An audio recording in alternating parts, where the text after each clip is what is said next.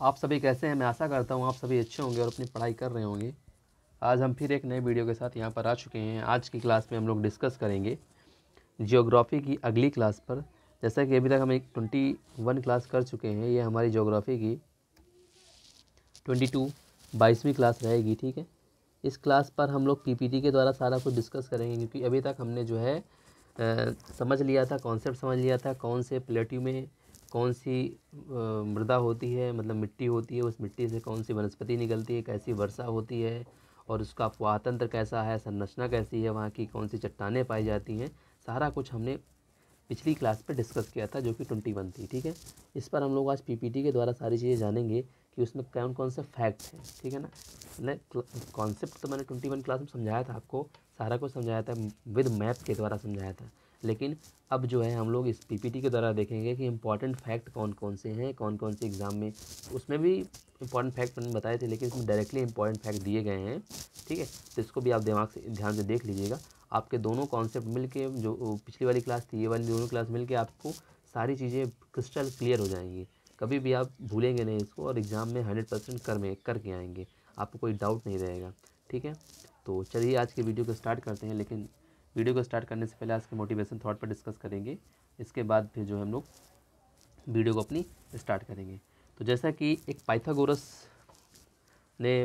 कविताएं आपने नाम सुना होगा, उसी में से एक पॉइंट निकल के आया है कि चुप रहिए या फिर ऐसे शब्द बोलिए जो मौन से ज़्यादा कीमती हो।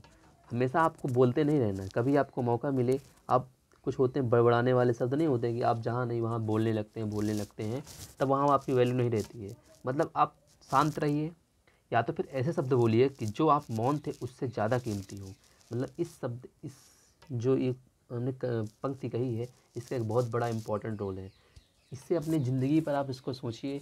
आप कभी ये होता है कि आप हमेशा मत ये सोचिए कि नहीं मुझे यहाँ बोलना चाहिए या मुझे ये कर देना चाहिए। आप ज़रूरी नहीं है, पहले उस चीज़ को सोचिए, समझिए, परखिए कि यहाँ मुझे बोलना या मुझे ये काम करना उचित है या अनुचित है। मतलब हर चीज़ को समझना, क्योंकि अगर आप उस काम को कर रहे हैं तो ऐसा होना चाहिए, ऐसा बोलना चाहिए, आप ऐसा कुछ करें उस काम के प्रति, ऐसा आपके विचार हों उसके प्रति कि अगर आप शांत थे तो उससे ज़्यादा इफेक्टिव हो। ठीक है, नहीं तो शांत होना ही ज़रूरी है, शांत रहोगे तो भी कोई फ़ायदा नहीं। अगर आप ऐसे ही नॉर्मली कन्वर्सेशन करते हैं, ऐसे आप बोल देते हैं, चिल्ला रहे हैं, तब आपकी जस्ट एनर्जी वेस्ट होगी, आपका कोई भी औचित्य वहाँ पर नहीं रहेगा। तो जैसे यहाँ भी बताया गया, चुप रहिए या फिर ऐसे शब्द बोलिए, ऐसा कुछ वहाँ पे बोल दीजिए जहाँ पे आपको बोलने की आवश्यकता है, कि वो मौन रहना ज़्यादा कीमती है। कहते हैं नहीं कि आप बोलते नहीं हैं, बोल नहीं रहे, तो वो शब्द आपको गहराई से समझना है। ठीक है, और मैं एक बात आपको ये बताना चाहता हूँ कि मोटिवेशन, तो जैसे मैं ज्योग्राफी पढ़ा रहा हूँ, तो यहाँ पर आपको मैं केवल ज्योग्राफी नहीं पढ़ाता हूँ, आप गहराई से समझिए। ज्योग्राफी शब्द जो है, कहते हैं कि ज्योग्राफी क्या होता है, भूगोल, हिंदी में कहते हैं भूगोल, मतलब पृथ्वी का, भू माने पृथ्वी, गोल माने जो गोल पृथ्वी है उसी का अध्ययन करना है। पृथ्वी, ठीक है, धरती, तो हम क्या कहते हैं, धरती के जो चारों ओर आवरण है, चारों चीज़ जो फैली हुई है, जैसे जल थल कुछ भी है, वायुमंडल, स्थल मंडल, सारी चीज़ों का हम लोग अध्ययन करते हैं भूगोल पे। लेकिन सारी चीज़ें जो नेचुरली हैं, क्योंकि हम लोग भूगोल नेचर से जुड़ा हुआ है, प्राकृतिक से जुड़ा हुआ है, प्रकृति से जुड़ा हुआ है, हम उसके चीज़ों को जानते हैं। इसके बाद मानव द्वारा उसमें जो परिवर्तन किए गए हैं उनको जानने का प्रयास करते हैं। तो हमें कहीं ना कहीं ज्योग्राफी कुछ ना कुछ बहुत अच्छी चीज़ सिखा जाती है। हमें ज्योग्राफी से ही मोटिवेशन मिल जाता है। ज्योग्राफी के अंतर्गत जब उनके प्राकृतिक और संरचना को पढ़ते हैं, जैसे नदी, पठार, पहाड़, ये सब चीज़ें अपने आप में हमको एक बहुत बड़ा संदेश दे के जाती हैं। तो मैं इस बारे में अगली क्लास में कहीं ना कहीं चर्चा करूँगा कि नदियाँ हमें क्या सिखाती हैं। आप समझ रहे हैं नदियाँ हमें क्या सिखाती हैं? हमेशा निरंतर चलते रहना चाहिए, निरंतर जिस तरह चलते रहना चाहिए। आपने कभी देखा होगा, मैं इस डिस्कस तो आप यहाँ समझ में, नदी जब चलती है यहाँ से ऐसे करके चलती है, अगर रास्ते में कोई यहाँ पे कोई बैरियर आ जाता है तो नदी अपना रास्ता बगल से बना लेती है। ये नहीं कि उस बैरियर से उलझने लगती है, लेकिन उसका एक पार्ट जो रहता है, नदी उस बैरियर से लगा रहता है, डायरेक्टली नहीं, इनडायरेक्टली। कभी कभी आप देखे होंगे गार्ज, जब नदियाँ निकलती हैं तो नदियाँ, जैसे मान लीजिए पहाड़ पहले था, यहाँ से नदी नहीं निकल पा रही थी, लेकिन नदी रास्ता बगल से बनाई, लेकिन एक पार्ट इसका जो किसी को दिखाई नहीं दे रहा था, वो लगातार इसमें वर्क कर रहा था, और ये यहाँ से इसको एक रास्ता बना के निकल जाता है। जैसे गार्ज, आप नाम ने सुना होगा, नदियों के दो पहाड़ियों के बीच से नदियाँ जब निकल जाती है, तो वो पहाड़ी जुड़ी हुई थी, नदियों ने वहाँ पे रास्ता बना के और वो वहाँ से निकल गई। तो ये ऐसे हमें होना चाहिए। प्रॉब्लम्स आएंगी आपके सामने, बहुत सारी समस्याएं आ जाएंगी, उनसे या तो उलझ जाइए, उनसे भिड़ जाइए, उन्हीं में अपना समय वेस्ट कर दीजिए, या तो फिर उसको आप बगल में रखिए कि आपने मुझे ऐसा ऐसा किया था, मैं आपको बगल में रखता हूँ, लेकिन अभी मोटिवेशन मैं अपने में निरंतरता में ध्यान देता हूँ, यदि अपनी बहन ने भी ध्यान देती रहती है। ठीक है, एक बार क्या, मैं एक सिचुएशन आपके सामने रखता हूँ कि एक बार ऐसा क्या हुआ कि एक आपको सिचुएशन दी जाती है, मान लीजिए आप रास्ते में पेपर देने कहीं जा रहे हैं, कहीं रास्ते में कुछ हो गया और आप थोड़ी देर के लिए, मैं एक मोटिवेशन बात करता हूँ, ये रास्ता यही रास्ता है, ठीक है, यहाँ पे कुछ ऐसी चीज़ पड़ी है जिसको आप डरते हैं या कुछ बहुत बड़ी चीज़ है, आप नहीं चाहते हैं कि मैं उस पार जा पाऊँ। ज़रूरी नहीं कि ये चीज़ यहीं पर रुकेगी, मान लीजिए कोई यहाँ से कोई एक सांप निकल रहा है और आप जो है उससे भिड़ जाएँ, लड़ने लगे, क्या भैया वो निकल रहा है, लेटा हुआ, क्या हम बगल से निकल जाएंगे, हमें रास्ता तो पड़ा हुआ है ना, बगल से, आगे से, पीछे से, कोई दूसरा रास्ता, हमें उससे लड़ना नहीं है, झगड़ना नहीं है, उससे हमें बैर नहीं करना है। तो मतलब ये होता है कि प्रॉब्लम्स आएँ या कुछ भी तुम्हारी समस्याएं, उनसे कैसे आप ओवरकम करते हैं, कैसे उनसे भिड़ते हैं, कैसे क्या करते हैं। समय नहीं है अभी आपके पास, अभी आपके साथ पास सिर्फ अध्ययन और सीखने का समय है, ठीक है। तो इस बात पर दिमाग रखें।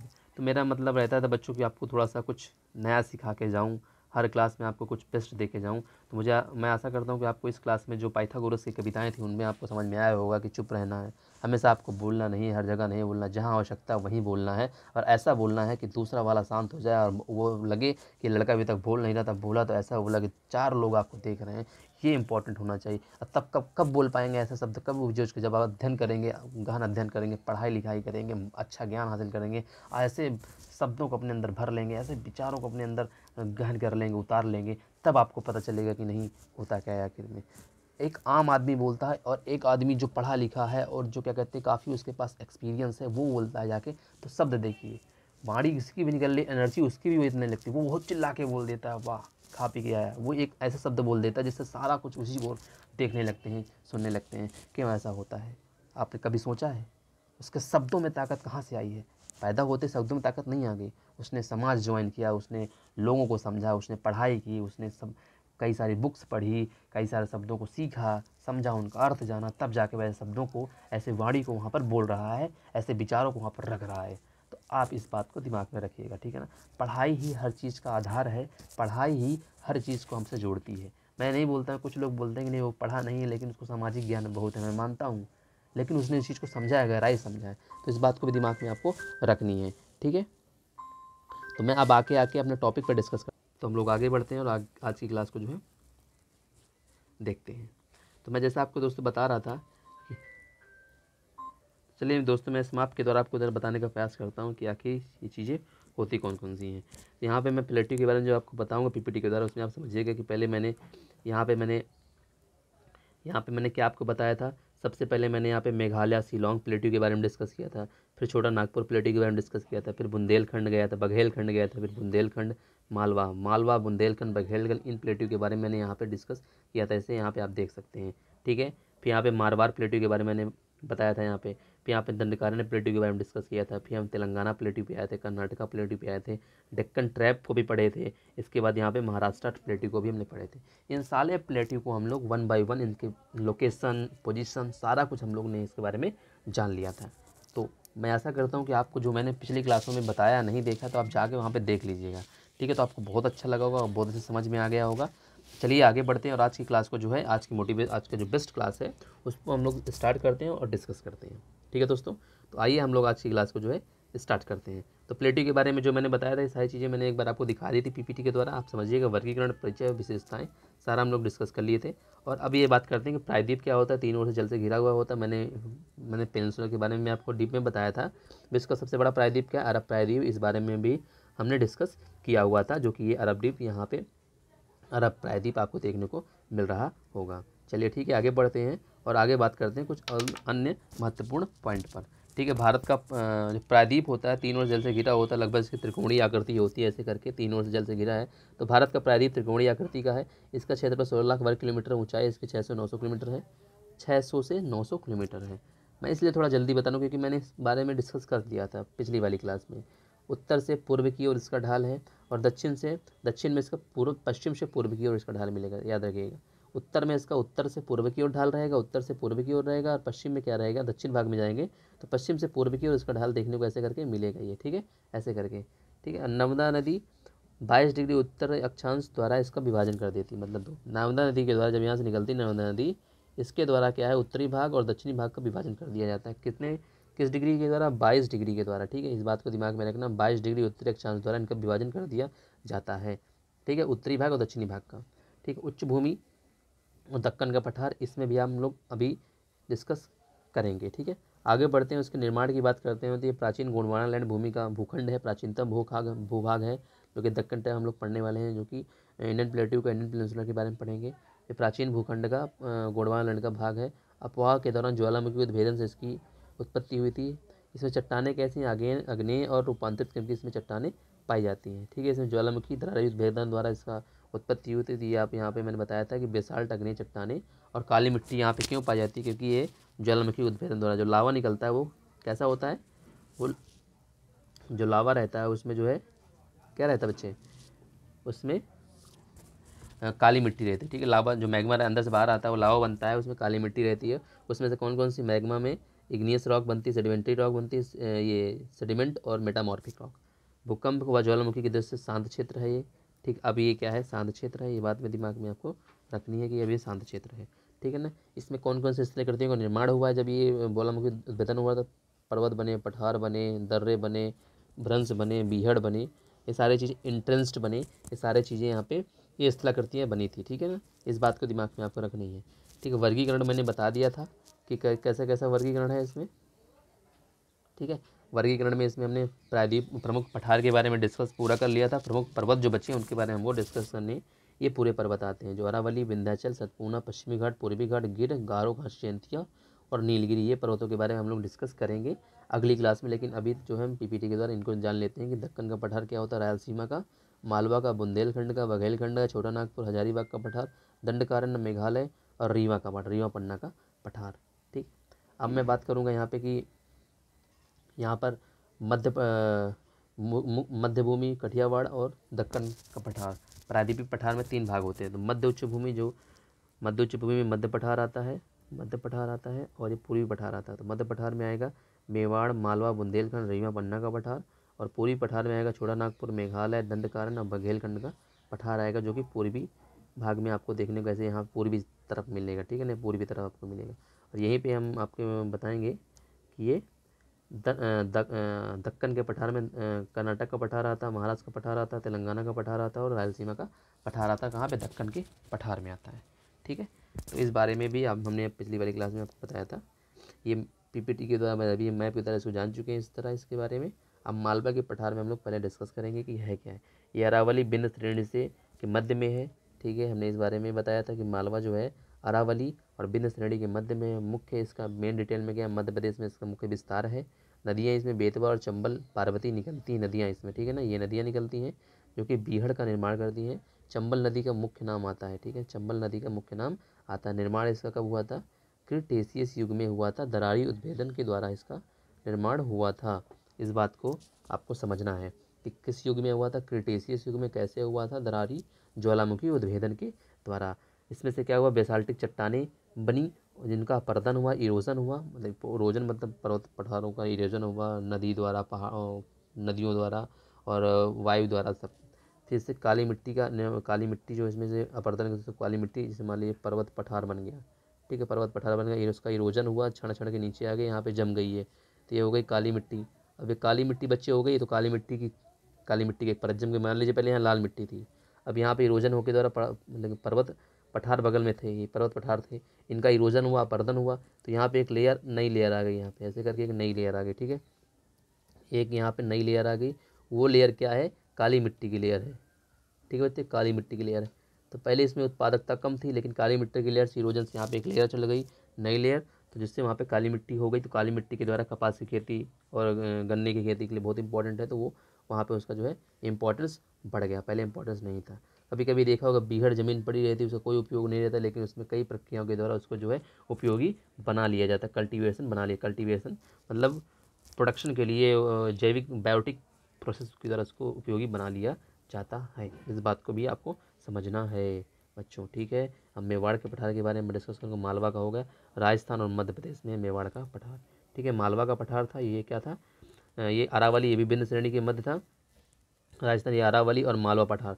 ठीक है, तो यहाँ पे जो है मालवा पठार आप देख रहे हैं। मालवा पठार के बाद क्या है, हमने मेवाड़ का पठार पढ़ रहे थे, तो यहाँ पे मेवाड़, ये मेवाड़ का पठार है।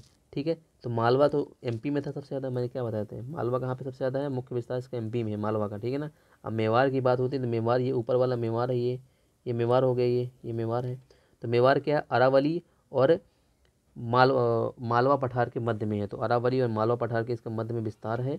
नदियाँ इसमें बनास नदी, जो चंबल की सहायक नदी है, ये निकलती है। बनास नदी निकलती है मेवाड़ से, बनास नदी निकलती है जो चंबल की सहायक नदी है।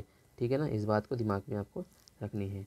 अब यहाँ पे बुंदेलखंड पठार के बारे में डिस्कस करेंगे। बुंदेलखंड पठार यहाँ पे पड़ता है, ये मध्य प्रदेश और उत्तर प्रदेश में स्थित प्राचीनतम है, जो प्री कैम्ब्रियन युग का है।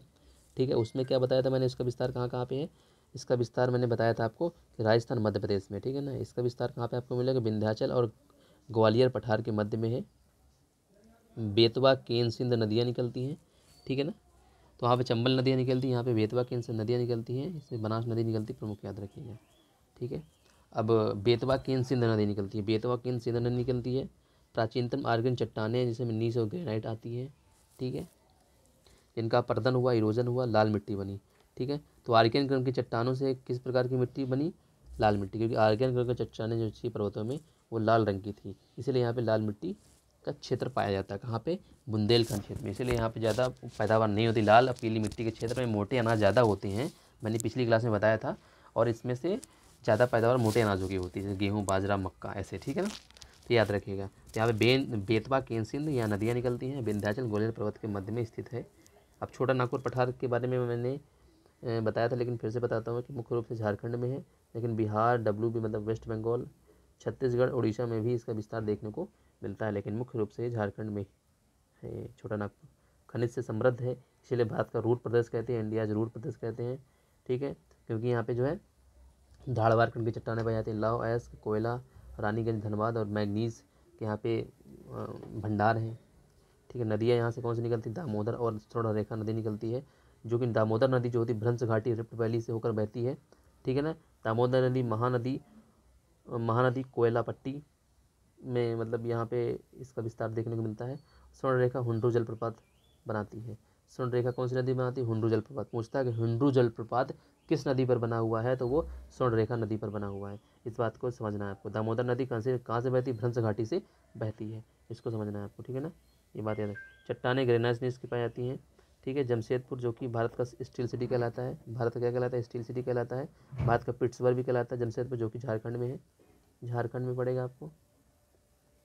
ठीक है, जैन तीर्थ यहाँ पे है, पारसनाथ यहाँ पे जैन तीर्थ है। तो पारसनाथ का आप नाम सुने होंगे, पारसनाथ की पहाड़ियाँ हैं जो कि जैन तीर्थ के लिए जानी जाती है। जैन तीर्थ यहाँ पे कौन सा है, जैन का तीर्थ है, जैन स्थल है पारसनाथ। ठीक है ना, भारत का पिट्सबर्ग झारखंड को कहते हैं, भारत का जमशेदपुर कहते हैं, भारत का पिट्सबर्ग या भारत की स्टील सिटी जमशेदपुर। बोकारो का नाम भी आता है स्टील सिटी के रूप में, जो कि तृतीय पंचवर्षीय योजना में जर्मनी के सहयोग से इसका जो है निर्माण हुआ था। ठीक है ना, इस बात को दिमाग में आपको रखनी है। ठीक है, और आगे बढ़ते हैं और आगे कुछ इंपॉर्टेंट पॉइंट पर हम लोग डिस्कस करते हैं। जैसे कि यहाँ पे मेघालय का पठार आपको दिख रहा होगा, यहाँ पे मेघालय का पूरा पठार हुआ है। और यहाँ पे जो है मालदा गैप है, जो कि राजमहल पानी झारखंड में है, झारखंड में है। और मालदा गैप इसके बीच में, और ये शिलोंग, इसके दोनों के बीच में जो है इसका डिवीज़न हो गया। पहले ये जो है प्रायद्वीपीय भारत का भाग हुआ करता था, लेकिन इसमें मालदा गैप बीच में हो गया, जैसे राजमहल पहाड़ियाँ और ये मेघालय पठार अलग हो गया। लेकिन अभी भी इसको अप्रत्यक्ष रूप से भारत के प्रायद्वीपीय भारत का भाग मानते हैं। इसमें नोकरेक जो कि गारो पर्वत की सबसे ऊंची चोटी है, और खांसी में ही मानसिम राम चेरापूंजी है, और शिलोंग बसा हुआ है। पूछता है कि शिलोंग किस पहाड़ी पर बसा हुआ है, तो खांसी से खांकने से शिलोंग पहुंच जाएंगे, तो खांसी। ठीक है, और जयंतिया, तो इस बात को दिमाग में आपको बताना है। इसकी पूर्वी भाग में काली एलोंग का पठार है, काली एबलोंग का पठार है। ठीक है ना, इसके कहाँ है, पूर्वी भाग में काली एबलोंग का पठार है। अब आगे बढ़ते हैं, काठियावाड़ के पठार के बारे में डिस्कस करेंगे। ये गुजरात का दक्षिणतम पश्चिमी बिंदु है, काली मिट्टी का क्षेत्र है, गिर पहाड़ियाँ, गिर गुजरात, गिर से पहाड़ियाँ, गिर हिल्स। ठीक है, गिर पहाड़ियों में क्या है, एशियाई शेर के लिए प्रसिद्ध है, एशियाटिक लायन के लिए फेमस है गिर हिल्स। काली मिट्टी का क्षेत्र है, गुजरात के दक्षिण पश्चिम भाग में इसका ये देखने को मिलता है, दक्षिण पश्चिम भाग में देखने को मिलता है। अब दंडकारण्य पठार की बात करेंगे हम लोग। छत्तीसगढ़ में बेसिकली है, लेकिन उड़ीसा और आंध्र प्रदेश में भी इसका विस्तार देखने को आपको मिल जाएगा। नदियाँ इसमें कौन सी निकलती हैं, सरावरी और इंद्रावती नदियाँ निकलती हैं, सरावरी और इंद्रावती नदियाँ निकलती हैं यहाँ से। ठीक है, सॉरी सबरी और इंद्रावती नदियाँ ये इस पठार से निकलती हैं। ठीक है, तो इसको समझना है आपको। इसका उद्गम कैसे हुआ? चित्रकूट जलप्रपात, ठीक है, जगदलपुर जलप्रपात जिसे भारत का नियाग्रा कहते हैं। जगदलपुर को भारत का नियाग्रा कहते हैं। जगदलपुर क्या कहते हैं? भारत का नियाग्रा कहते हैं। जगदलपुर बहुत नक्सलाइड एरिया छत्तीसगढ़ का, इस बात को समझना है। चित्रकूट जलप्रपात, ठीक है, यहीं से इसका क्या उद्गम हुआ, इन नदियों का, शरावरी और इंद्रावती नदियों का। अब मुझे कमेंट बॉक्स में आप बताएंगे कि चित्रकूट जलप्रपात किस नदी पर बना हुआ, इंद्रावती शबरी किस नदी पर बना हुआ, आप बताएंगे मुझे। ठीक है, चित्रकूट तो हम यूपी वाले तो हमको पता ही होगा, चित्रकूट हमारे यहाँ कामता बाबा जी का, कामतानाथ जी का यहाँ पे मंदिर है। तो चित्रकूट जलप्रपात भी है, आप समझिए इस बात को। कभी आप घबरा के आप दूसरा आंसर न दीजिएगा। एग्जामिनर है, समझता है कि यूपी वाले गलती कर देंगे, हम लोग एक नदी आती है पैसुनी नदी है, वहाँ पे उसका हम लोग ऑप्शन दे देंगे, आप उसमें टिक करके आ जाएंगे, लेकिन गलत हो जाएगा। तो सबरी और इंद्रावती नदियों में आप कौन सी नदी है, आप कमेंट बॉक्स में बताइएगा मुझको। मैं देखता हूँ कि आपको नॉलेज है कि आप ऐसे ही बस मज़े के लिए पढ़ रहे हैं। देखता हूँ किसका कमेंट आएगा, मैं देखूंगा उसका कमेंट। ठीक है, तो चित्रकूट जलप्रपात जगदलपुर, इसे भारत का, जगदलपुर में है लेकिन इसे भारत का नियाग्रा कहते हैं। दूसरा नाम भारत का नियाग्रा भी कहते हैं। बहुत इंपॉर्टेंट पॉइंट, भारत का नियाग्रा के जलप्रपात क्यों कहते हैं, चित्रकूट जलप्रपात क्यों कहते हैं। हुंडू जलप्रपात कहाँ पे है, बताया मैंने, स्वर्णरेखा नदी पर है। तो कहाँ पड़ेगा आपको, ये मैंने बताया झारखंड में। ठीक है, अब यहाँ बस्तर का पठार, इसे बस्तर का पठार भी कहते हैं, कालाहांडी का पठार भी कहते हैं। बस्तर का पठार मतलब नक्सल प्रभावित है और भुखमरी से ही प्रभावित है। कालाहांडी का पठार मतलब इसे दंडकारण्य के पठार को कहीं नक्सल का पठार कहते हैं तो कहीं कालाहांडी का पठार कहते हैं, वहीं के क्षेत्रों में। ठीक है, क्योंकि यहाँ का इसका विस्तार छत्तीसगढ़ में बेसिकली है, उड़ीसा और आंध्र प्रदेश में भी इसका विस्तार है। छत्तीसगढ़ में इसे बस्तर का पठार कहते हैं, उड़ीसा में इसे कालाहांडी का पठार कहते हैं, क्योंकि उड़ीसा में ही कालाहांडी क्षेत्र है। इस बात को समझना है आपको। ठीक है, कालाहांडी का जो क्षेत्र यहाँ पे भुखमरी से प्रभावित है, और ये बस्तर का जो पठार, जहाँ बस्तर का क्षेत्र यहाँ से स्टार्ट होता है, वो नक्सलियों से प्रभावित है। लौह अयस्क का उत्पादन होता है बोल डीला क्षेत्र में। यहाँ पे एक बोल डीला क्षेत्र है, वहीं पे लौह अयस्क का क्या होता है, उत्पादन होता है। इसको समझना है। अब बात करते हैं दंडकारण्य के पठार के बारे में, जानते हैं। दंडकारण्य डेक्कन प्लेट्यू से कहते हैं, डेक्कन प्लेट्यू। ताप्ती नदी के दक्षिण में त्रिभुजाकार पठार है, ताप्ती नदी के दक्षिण में। तो यहाँ पे ताप्ती नदी हो गई, ये ताप्ती नदी मान लीजिए हो गई, इसी के दक्षिण में रहेगा त्रिभुजाकार पठार है। इसका विस्तार है महाराष्ट्र के अधिकांश भागों में, मध्य प्रदेश और छत्तीसगढ़, उड़ीसा, पश्चिमी आंध्र प्रदेश, कर्नाटक, तमिलनाडु तक इसका विस्तार देखने को आपको मिलता है। इसको समझिए। क्रिटेशियस युग के ईओसीन तक दरारी उद्भेदन द्वारा इसकी उत्पत्ति हुई थी। क्रिटेशियस से ईओसीन तक इसकी उत्पत्ति हुई है। कैसी हुई है? दरारी उद्भेदन द्वारा। जब ज्वालामुखी के दरारी उद्भेदन द्वारा इसकी उत्पत्ति हुई तो समझ जाइए कि बेसाल्टिक चट्टानें पाई जाती हैं। कौन कौन चट्टानें होंगी? बेसाल्टिक चट्टानें, ग्रेनाइट इस प्रकार की। तो काली मिट्टी तो होगी ही, तो कपासी मिट्टी से कहते हैं, काली मिट्टी को कपासी मिट्टी भी कहते हैं। तो भाई ये मिट्टी होगी तो समझ लो कि वहाँ पर कॉटन का बहुत बड़ा उत्पादन हो रहा होगा। भारत की बहुत बड़ी सूती वस्त्र की इंडस्ट्री वहाँ पे होगी। तो यहाँ पे इसका विस्तार, मतलब इसका वर्गीकरण किया गया है कि महाराष्ट्र, इस दक्कन ट्रैप कहते हैं, कर्नाटक, तेलंगाना, रायलसीमा। तो इसको भी आपको समझना है। इसको 3 भागों में बांट दिया गया। किसको? दक्कन पठार को। ठीक है ना, दक्कन का पठार को इसको बांट दिया गया है। महाराष्ट्र, इसी दक्कन का ट्रैप भी बोलते हैं, इसका विस्तार महाराष्ट्र में है। ठीक है, यहाँ पे डेक्कन ट्रैप जिसे महाराष्ट्र का पठार भी बोलते हैं। ठीक है ना, ये बात याद रखिएगा। काली मिट्टी का क्षेत्र है, कपास खेती बहुत होती है। दक्कन ट्रैप, लावा परतदार का निक्षेप यहाँ मिलता है। नदियाँ, यहाँ गोदावरी नदी है, यहाँ पे वो भाग सब डिवीज़न है। अजंता की पहाड़ी, सतमाला की पहाड़ी, बालाघाट, हरिश्चंद्र पहाड़ी, महादेव उच्च भूमि, ये सारी यहाँ पे क्या है?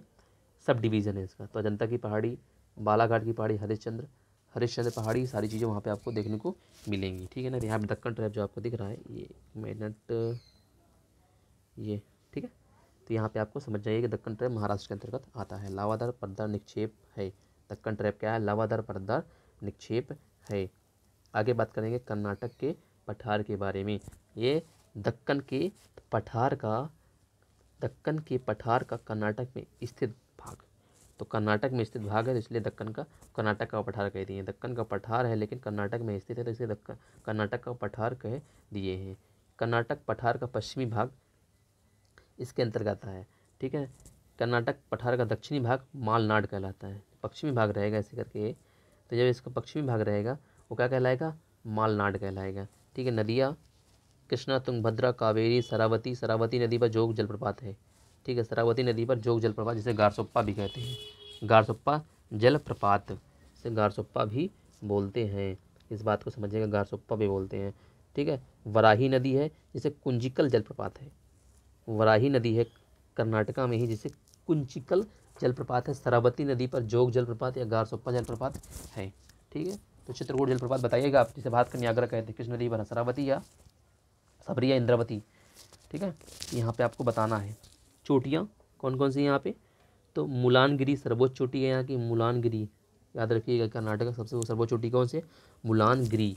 कांद्रेमुख, जैसे बाबा बूदन की पहाड़ियाँ कहते हैं, कांद्रेमुख यहीं पर है, बाबा बूदन की पहाड़ियों पर मिलता है।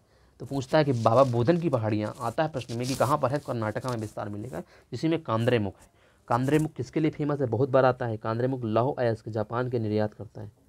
जापान को क्या करता है? निर्यात करता है। कांद्रेमुख के द्वारा ही जापान को क्या होता है? निर्यात होता है। इस बात को समझिएगा आप।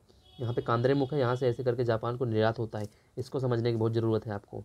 ठीक है। कांद्रेमुख लौह अयस्क के लिए फेमस है, बाबा बुदन की पहाड़ियों पर स्थित है, लौह अयस्क के लिए जाना जाता है, जो जापान को निर्यात करता है। बेंगलुरु और मैसूर का पठार इसके उपभाग के अंतर्गत आते हैं, इसके उपभाग के अंतर्गत आते हैं। कृष्णा तुंगभद्रा कावेरी नदियाँ, याद रखिए, कृष्णा तुंगभद्रा कावेरी नदियाँ। ठीक है। 3 नदियाँ हैं। शरावती नदी भी है, जिस पर जोग जलप्रपात या गारसप्पा जलप्रपात है, गारसप्पा जलप्रपात है। और यहीं पर वराही नदी है, जिसपे कुंचिकल जलप्रपात है। कौन सा जलप्रपात है? कुंचिकल जलप्रपात है। वराही नदी है जिस पर कुंचिकल जलप्रपात है। चलिए आगे बढ़ते हैं और डिस्कस करते हैं आंध्र के पठार के बारे में।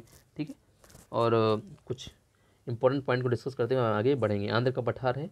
ठीक है। यहाँ पे आप देख रहे होंगे, तो यहाँ पे रायलसीमा का पठार है। तो रायलसीमा का पठार होगा, ऊपर क्या हो? तेलंगाना का पठार होगा, बीच में कृष्णा नदी है। तो मतलब कृष्णा नदी किन 2 पठारों को अलग करती है? तो तेलंगाना पठार को, यहाँ पे देखिए, तेलंगाना पठार को, ये तेलंगाना पठार को, और ये रायलसीमा पठार को अलग करने वाली नदी का नाम कृष्णा नदी है।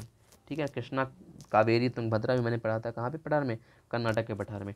ठीक है। यहीं पे वेलीकुंडा, पालकोंडा और नल्ला मलई का पर्वतीय क्षेत्र पाया जाता है। ठीक है ना। वेलीकुंडा, पालकंडा, नल्ला मलई का क्षेत्र पाया जाता है। ये कहाँ पे हम लोग बात कर? आंध्र प्रदेश में बात कर रहे हैं। ठीक है ना। मतलब जो कृष्णा नदी वहाँ से निकलती कर्नाटका से, कर्नाटक पठार से निकलती हुई आती है, तो ये क्या करती है? तेलंगाना पठार और रायलसीमा 2 पठारों को, मतलब आंध्र के पठार को 2 भागों में बांट देती है। आंध्र का पठार 2 भागों में बढ़ जाएगा, पहला कहलाएगा तेलंगाना का, दूसरा कहलाएगा रायलसीमा। ठीक मान लीजिए ऐसे करके एक पठार था, इसको बीच से ऐसे 2 भागों में बांट दिया गया। ऊपरी भाग को कहा गया तेलंगाना का पठार, निचले वाले भाग को कहा गया रायलसीमा का पठार, और बीच से क्या कहते हैं? कृष्णा नदी निकल गई है। ऐसे कर कृष्णा नदी निकल गई। ठीक है। इस बात को समझ लेना आप बात को, क्योंकि मैं आपके लिए बता रहा था, क्योंकि आपको सारी चीज़ समझ में आ जाए। अब ये यहाँ पे आपको देखने को मिल रहा होगा चीज़, ये चीज़ यहाँ पे आपको देखने को मिल जाएगी, ये यहाँ पे। ठीक है। इसका यहाँ पे विस्तार कर दिया गया। यहाँ पे आपको चीज़ें कोस्टल आंध्र प्रदेश, यहाँ पे आपको जो है तेलंगाना यहाँ पे दिखा दिया गया है इसको मैप के द्वारा। ठीक है। चलो आगे बढ़ते हैं। प्रायद्वीपीय पठार के मुख्य पर्वत या पहाड़ी, तो यहाँ तक हमने पढ़ लिया था। पठार है, यहाँ से हमारा मतलब ख़त्म हो गया। ठीक है ना। यहाँ तक पठार था, आंध्र के पठार तक था। इसके बाद पहाड़ियाँ हैं, जो प्रायद्वीप भारत की पहाड़ियाँ हैं, उनको हम अगली क्लास में डिस्कस करेंगे। ठीक है ना। मैं सोच रहा था बेटा अगली क्लास से मैं जो है बोर्ड के माध्यम से, वाइट बोर्ड के माध्यम से मैं प्रत्यक्ष आपके सामने आऊँगा, और वहाँ पे जो है आपको जो है क्लासें देने का प्रयास करूँगा। और हो सकेगा तो बीच बीच में पीपीटी के द्वारा भी मैं क्लासें देता रहूँगा। अगर मैं पीपीटी के द्वारा मैं क्लास मुझे बतानी है, तो मैं ऐसे ही क्लास दूंगा, और कुछ क्लासें मैं बोर्ड के द्वारा भी आपको ज्योग्राफी के दूंगा। जैसे प्रायद्वीप पठार की बात है, तो मैं उसको आपको बोर्ड के द्वारा पहले दिखाऊंगा, कॉन्सेप्ट समझाऊंगा कि प्रायद्वीप पठार में कौन कौन से भाग आते हैं, कैसी उत्पत्ति हुई, प्रायद्वीपीय पर्वत की कैसी उत्पत्ति हुई है, कैसे इनका उद्गमन हुआ है, कैसे इनमें नदियाँ निकलती हैं, कैसी क्या कौन कौन सी क्रियाएँ हैं, कौन कौन सी मिट्टियाँ पाई जाती हैं, कैसे इनका औषाधीकरण हुआ है, सारा कुछ हम लोग जो है पहले मैप के द्वारा जाने, मतलब मैं बोर्ड के द्वारा आपको प्रत्यक्ष सामने आकर पढ़ाऊँगा। इसके बाद मतलब ऑनलाइन ही सामने आकर, फिर इसके बाद पीपीटी के द्वारा हम लोग ऐसे ही क्लास करके देख लेंगे अन्य भाग को भी। ठीक है ना। क्योंकि आजकल लोग पीपीटी ऑनलाइन बोर्ड जो चल रहे हैं, डिजिटल बोर्ड को ज़्यादा प्रायोरिटी देते हैं, लेकिन मैं मेरे पास अफोर्डेबल नहीं है, तो मैं ऐसे ही करूँगा। बाकी अगर वीडियो अच्छी लगती है तो लाइक करिए, शेयर करिए, अपने दोस्तों को बताइए। तब तक के लिए बाय बाय, टेक केयर। फिर मिलते हैं अगली वीडियो पर। ऐसे हंसते रहिए, पढ़ते रहिए और आगे बढ़ते रहिए दोस्तों। ठीक है दोस्तों, चलिए फिर बाय बाय, मिलते हैं नेक्स्ट थासु कोई ऐसी ही ज़बरदस्त क्लास पर।